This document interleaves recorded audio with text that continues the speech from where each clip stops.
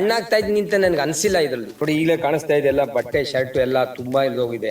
8 kg ಇಳಿದಿದ್ದೀನಿ ಆಗ್ಲೇನೆ, ಬರೀ 3 ತಿಂಗಳಿಗೆನೆ.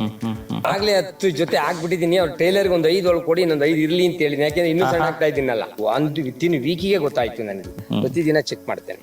Check ಮಾಡಿದಾಗ 100 gram, 200 gram, 50 gram, 250 gram, 300 gram, ಅರ್ಧ kg, 3/4 kg ಎಲ್ಲ ಕಮ್ಮಿ ಆಗ್ತಾ ಬರುತ್ತೆ. ಕೆಲ್ಸಗಳು ನೋಡಿ ಓಡಾಡ್ತಾ ಮಾಡ್ತಾ ಇರ್ತೀನಿ. 40 ಎಕರೆ ಫ್ಲಾಟ್ ಕೂರ್ತಾ ಇರ್ತೀನಿ. ಸೆಕೆಂಡ್ ಮಲ್ಗಲ್ಲ, ಕೂರಲ್ಲ. ಜೀನಿ ಉಪಯೋಗಿಸೋದು ಮುಂಚಿತವಾಗಿ ಮಧ್ಯಾಹ್ನಕ್ಕೆ ನಿದ್ದೆ ಬರೋದು, ಆಲಸ್ಯ ಒಂಥರ. ಎಲ್ಲಾರು ಹೋಗ್ಬೇಕು ಫೀಲ್ಡ್ ವರ್ಕಿಗೆ ಅಂತಂದ್ರೆ ಒಂಥರ ಬೇಡಪ್ಪ ಅಲ್ಲಿಗೆ ಏನ್ ನೋಡೋಣ, ಆಮೇಲೆ ಹೋಗೋಣ, ಫೋನಲ್ಲೇ ಮಾತಾಡೋಣ ಎಲ್ಲ ಇತ್ತು. ಜೀನಿ ಲಾಂಚ್ ಆಗಿ 3 ತಿಂಗಳಾಯ್ತು. 3 ತಿಂಗಳಿಂದನೂ ತಗೊಂತಾ ಇದ್ದೀನಿ. ಮುಂಚೆ ತುಂಬಾ ದೇಹದಲ್ಲಿ ತುಂಬಾ ಸಮಸ್ಯೆಗಳಿದ್ದು. ಈ ಕಾಲ್ ನೋವು, ಮಂಡಿ ನೋವು, ಇಂಬಡಿ ಮತ್ತೆ ಆಲಸ್ಯ. ಈ ಜೀನಿ ಫುಡ್ ಉಪಯೋಗಿಸಿದ ನಂತರ ತುಂಬಾ ಲವಲವಿಕೆ ಆಗಿದ್ದೀನಿ ನಾನು. ಜೀನಿಂದ ಟಿವಿ ನೋಡ್ಬೇಕಾದ್ರೆ ಅಡ್ವರ್ಟೈಸ್ಮೆಂಟ್ಸ್ ಬರ್ತಾ ಇರುತ್ತೆ.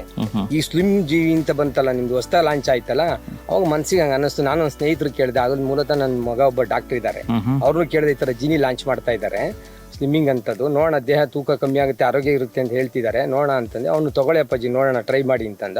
ಹಾಗಾಗಿ ತಗೊಂಡೆ. ನೋಡಿ ತುಂಬಾ ಗುಡ್ ಅಪ್ಪ. ನ್ಯಾಚುರಲ್ ಫುಡ್, ಅದು ಕೆಮಿಕಲ್ಸ್ ಇರಲ್ಲ, ಏನಿಲ್ಲ. ಅದು ಕೈಯಲ್ಲಿ ಹುರಿದು ಮತ್ತೆ ಇದು ಮಾಡಿ ಮಾಡ್ತಾರೆ. ಆರೋಗ್ಯಕ್ಕೆ ಒಳ್ಳೇದು, ತಗೊಳ್ಳಿ ಅಂತ ಹೇಳಿದ ಅವ್ನು. ನೋಡಿ ಫೀಲಿಂಗ್ ನೋಡಿ, ನೀವ್ ಏನ್ ಅನ್ಸುತ್ತೆ, 1 ಮಂತ್ ಯೂಸ್ ಮಾಡಿ, 1 ಬಾಕ್ಸ್ ತಗೊಳ್ಳಿ, 1 kg ಬರುತ್ತೆ ಅದು. ನನ್ನ ಕುಟುಂಬಕ್ಕೂ ಯೂಸ್ ಮಾಡಿಸ್ತೀನಿ. ಈಗ ನನ್ನ ತಮ್ಮ ತಗೊಂತಾ ಇದ್ದಾರೆ, ಈಗ ನಮ್ ಜೊತೆ ಕೆಲಸ ಮಾಡೋ ಬಟ್ಟ ತಗೊಂತಾ ಇದ್ದಾನೆ. ಇನ್ನು ತುಂಬಾ ಚೆನ್ನಾಗಿದೆ. ಇನ್ನು ತುಂಬಾ ಜನ ಕೊಡ್ಬೇಕು, ನನ್ ಜೊತೆ ಇರೋ ಸಿಬ್ಬಂದಿಗಳಿಗೆಲ್ಲ ಕೊಡ್ಬೇಕು ಅಂತ ಇದ್ದೀನಿ. ಸುಸ್ತಾಗೋದು, ಆಮೇಲೆ ಏನೋ ಅನ್ಸೋದು, ಏನು ವೀಕ್ ಆಗೋದು, ಅಂತ ಸಪ್ಪು ಕೂತ್ಕೊಳ್ಳೋದು, ಇದೆಲ್ಲ ಏನಿಲ್ಲಲ್ಲ. ಇದು ಯಾಕೆ ಆಗ್ತಾ ಇದೆ ಅಂತ ನನಗೆ ಗೊತ್ತಾಗ್ತಲ್ಲ. ಲವ್ಲಕ್ಕೆ ತುಂಬಾ ಚೆನ್ನಾಗಿದ್ದೀನಿ, ಎನರ್ಜಿ ಆಗಿದ್ದೀನಿ. ಇಲ್ಲ ತೋಟಕ್ಕೆಲ್ಲ ಗಾಡಿಲಿ ಹೋಗ್ತಾ ಇದ್ದೆ ನಾನು.